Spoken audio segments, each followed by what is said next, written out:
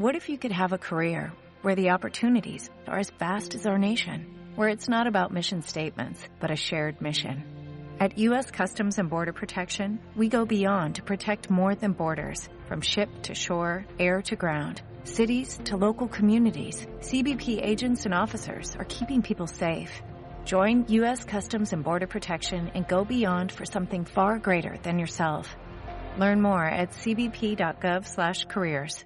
Live from the Republican National Convention in Milwaukee, Wisconsin, here's Sid Rosenberg.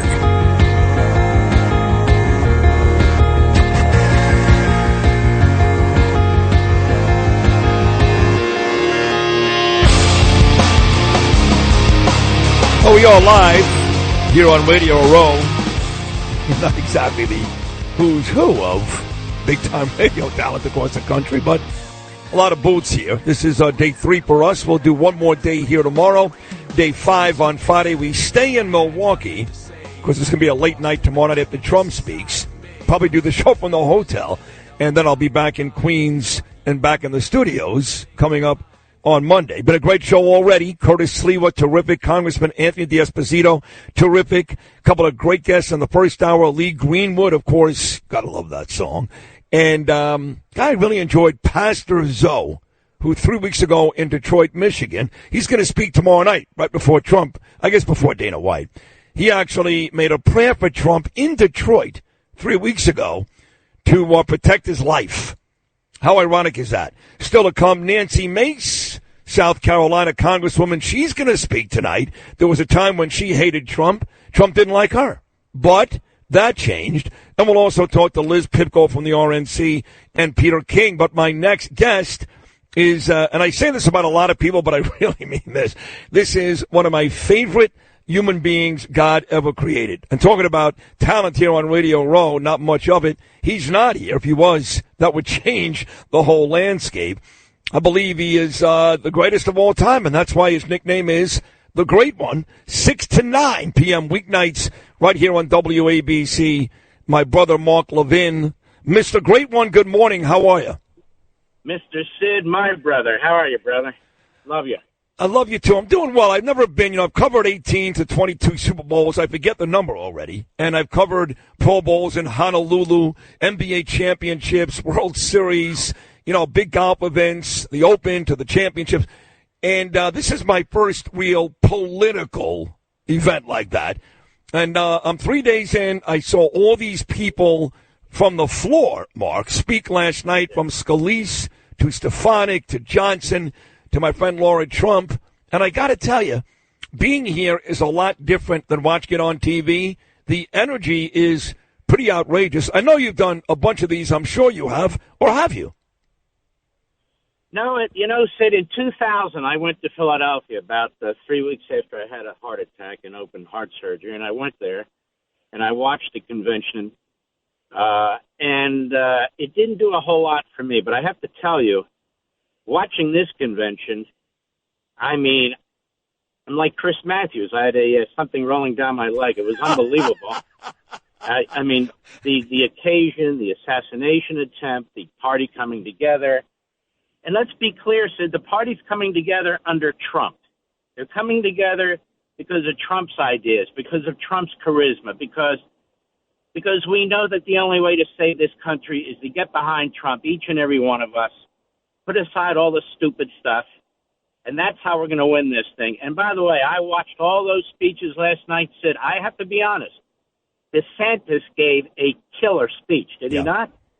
No, he did. Ron was terrific. I thought DeSantis, Laura, and I actually liked Madeline Brahm. She's not a celebrity, but her son served in Afghanistan and was murdered in New York City. You know that story. Oh, yeah. I thought she was great. And, what's funny about events like this is everybody seems to jockey for position. What do I mean by that, Mark? So when Trump is someplace and Trump supporters are in and around him, I'm not sure if you've experienced this, but I have. It's almost like people go out of their way to prove they're closer to Trump than you are. I swear to God, But in all seriousness, you can't really get much closer than you and Trump. So I want to know where you were on Saturday night, what you were doing, and your initial reaction after you saw your good friend get shot? You know, it's very strange, Sid.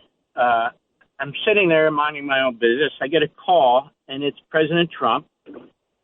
And he wants to talk to me about the legal cases, the filing he had in the Manhattan case. He's chit-chatty. He's happy. He's always worried about my health. He says, how you doing? We need you. You got to stay healthy. And we're just talking about 10 or 15 minutes. He was literally in the plane ready to get out at the event. He said, you know, Mark, there's 50,000 people waiting for me, and here I am calling you and talking to you. What do you think about that? He does that, I know. I mean, you know, he's so funny. And then he said, do you watch these things? I said, yeah, when they're on TV. He said, I want you to turn to whatever it was, RSB or whatever, online and watch it. So I put it on, and then 30 minutes later he shot. I mean, it was like, what the hell? And I had to watch it again. I couldn't believe it. And, of course, I'm watching this. Tears come down your face. Sid, I don't care how tough you are. Yep. And you're going, holy crap. And, of course, like the rest of America and the audience, the great Sid audience and all audiences, we couldn't believe it. We watched it. And I must tell you, the next day, I called him at about 11:30 in the morning. I didn't really expect him to pick up. He picked up, and he says to me right out, he says, what do you think about this? He's unbelievable. He said, I can't believe it. He said, can you believe this? Yeah. I said, no. He said, I mean, he was not upset. He was not shaky. He was Donald Trump. But he was, it was like, what the hell? Yeah. That sort of thing. Yeah. And then he always tries, as you know, Sid, he tries to keep the people around him strong. He doesn't like to show weakness ever. He doesn't like to cry or tear ever. This is who he is. It's just the way it is. And we spoke for about 15 minutes, and that was it. And I haven't bothered him since because, you know, this is his occasion. This is a big – you know, you make a great point, Sid. Everybody wants to be around him. Everybody wants to be seen with him. I don't blame them. But my relationship with him has been much different. I don't bother him. Excuse me. If he needs something or wants my advice, particularly on legal issues or other issues, he's always inviting my wife and me to Mar-a-Lago. I don't go a lot. I go now and then. Maybe I've been there 3 times in 8 years. I don't know. I just want to respect the space. You know, he is President of the United States. I have enormous respect for him. And look, you're very close to him too, Sid. He loves you too. He knows who you are. He knows what you do for him. He's had you down at Mar-a-Lago. He's a remarkable man. I say he's a historic figure. People need to understand this. You're looking at history. There's never been anybody like this man. And he's withstood everything they've thrown at him, and now God saved his life. Saved his life because he turned his head and looked at a chart, which he usually uses at the end of his program. But for some reason at the beginning, he said, where's that chart? And they put it up, and he turned his head, and they missed his head. Wow.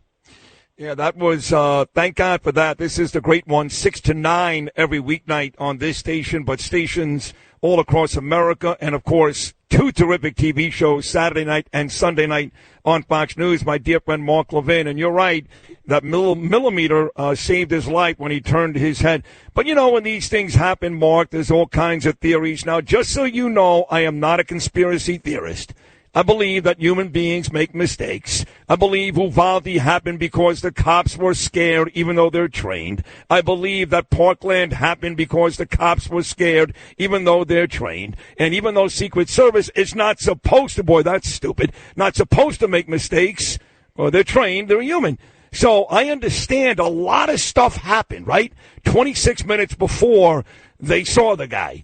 A minute 26 before they had him in their sights and didn't shoot him. I get all of that, and I don't understand how any of that happened, how the kid got a ladder out there. But until somebody gives me proof that this was, in fact, an inside job, I'm slow to go there. What about you?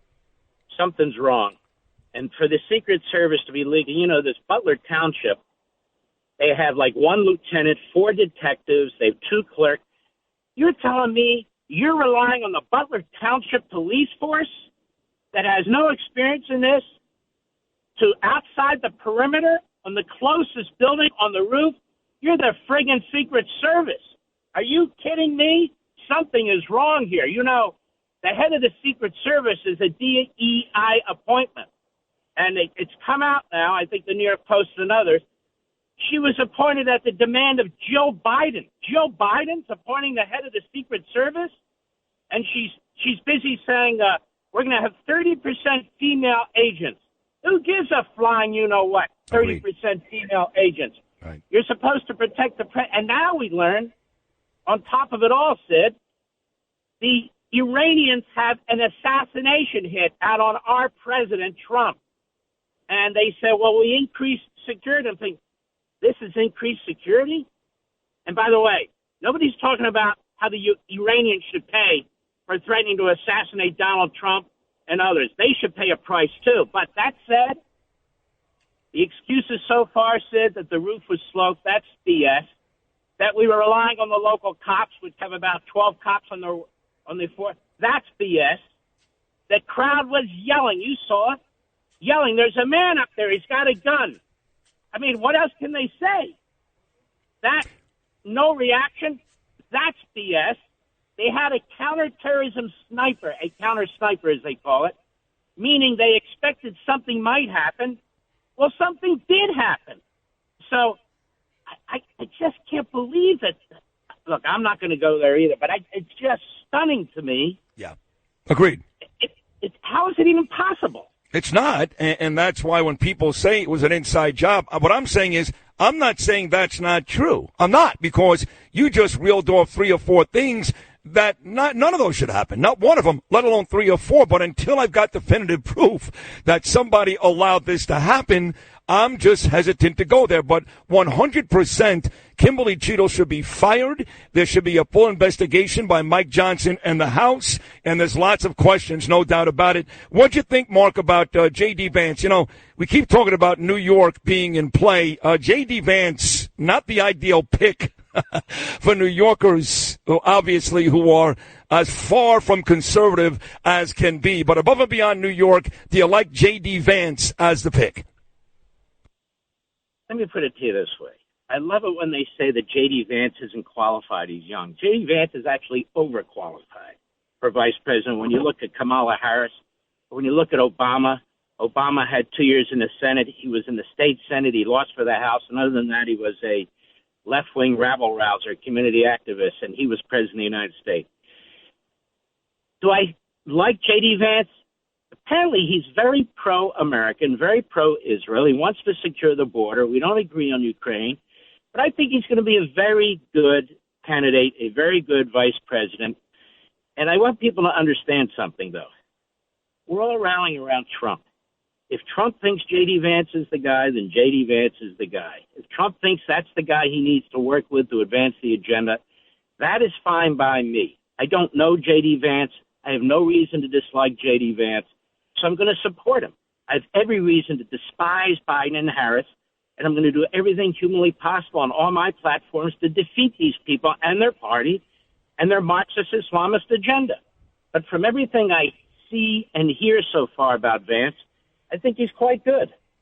Yeah, by the way, not just WABC and Westwood One and Fox News, Rumble too. I mean, Mark Levin is everywhere because we love Mark and he's the smartest guy on radio. We can't get enough Levin. So I got to tell you what, I can't wait to see. Yeah, I know. Listen, Trump, we saw that debate, Trump and Biden. It won't be as bad because I think both combatants will be awake. But I can't wait to see Vance debate Harris. It's got to be an easy win, yes? He'll destroy her. Yeah. Because this guy, he's got a background that's unbelievable. So, Harris can't say I came from a poor family. She didn't. Her father was a professor. Her mother was one of them. This guy really came from dirt poor Appalachia in a broken family where the father abandoned them, where the mother was a drug addict, raised, and he worked his way up. He joined the Marines, and then he gets into Yale Law School, graduates summa cum laude. That's at the top. Then he goes into private business. He becomes a multimillionaire. That is the American dream right there. That is the American dream. That's what J.D. Vance is. And so what is Kamala Harris? She's the American nightmare, isn't she? Yeah. I mean, she's a DEI. Here's the other thing, Stu. I don't understand this, Sid. Answer this one. They push DEI. They put it in our corporations. They put it in our government. Biden pushes it out. He wants every department DEI. And then when you say that person's a DEI appointment, they go, oh, you must be a racist. Now, wait a minute. You're pushing DEI. Right. These DEI appointments. Now, how can I be a racist to point out you succeeded? There's your DEI appointment. Crazy. That's a good point. You're right again. But they think we're crazy, when in fact they are. So on the way out, obviously the news cycle has been all about Trump, the assassination attempt, this big pep rally for 4 days, the RNC, and it's really been all about Trump since that disastrous debate for Biden.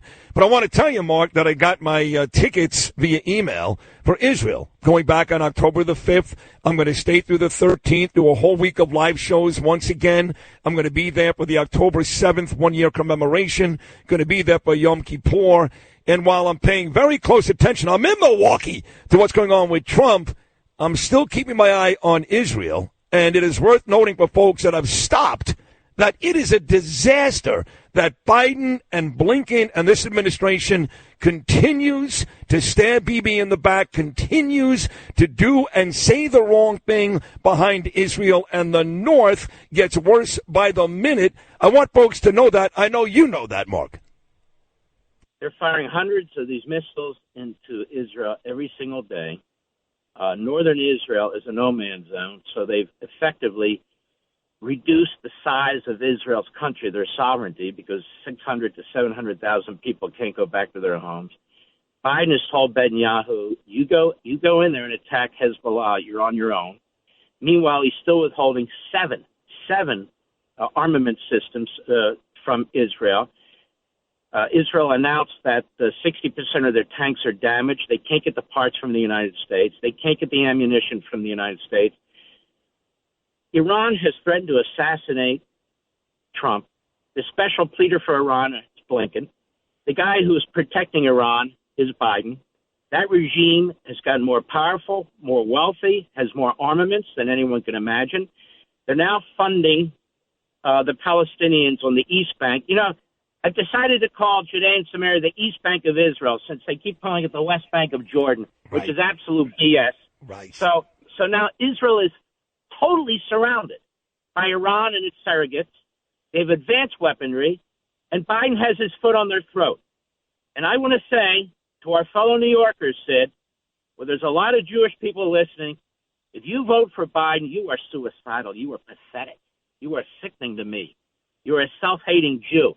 What else could you possibly be? You'll be lined up to vote with people who are in the streets talking about your extermination, for God's sakes. People Couldn't have need said to it wake better. up. Yeah, no, I couldn't have said it better, Mark. Jews, and I know Trump did this with Sebastian Gorka, the great one. Levin did it just now. And I've said it even at Fifth Avenue Synagogue to Jews who were sitting there who aren't Democrats. I said, you're a disgrace, an absolute disgrace. So this was special. Here I am in Milwaukee, and I can grab all these people walking around, these politicians, but to have a chance to talk to Mark Levin the day before Donald Trump is going to accept the nomination, that means the world to me, Mark. I love you. You were amazing once again this morning. Thank you so much. Enjoy the speeches. We'll talk again very soon. Thank you so much. Let me just say this. WABC in New York is lucky to have my man, Sid. He's the best of the best. Thank you. He's certainly New York's best. And when he comes on my show, the nation loves Sid, too. Sid, God bless you, brother. That was beautiful. Thank you. See, Levin always makes me cry. He does. Mark Levin, folks, the great one. Catch him on this station 6 to 9 every weeknight. He's got 2 amazing shows on Fox News on Saturday and Sunday night. The Rumble, he's got it all. The great one, Mark Levin.